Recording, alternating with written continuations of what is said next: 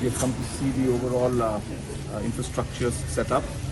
And as you all know, that the All India Council for Technical Education has approved the college and at least for certain courses that we can start now.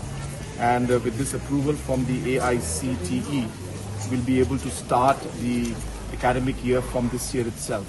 So sometime around August, post-August 15, the classes will start. And therefore I've just come to see whether the arrangements are sufficient and whether anything needs to be done to ensure that the classes can start smoothly. And that is my purpose of my visit, and I'm very happy that the department has worked very hard, number one, to get this approval, and number two, they have also made necessary arrangements so that classes will be able to start.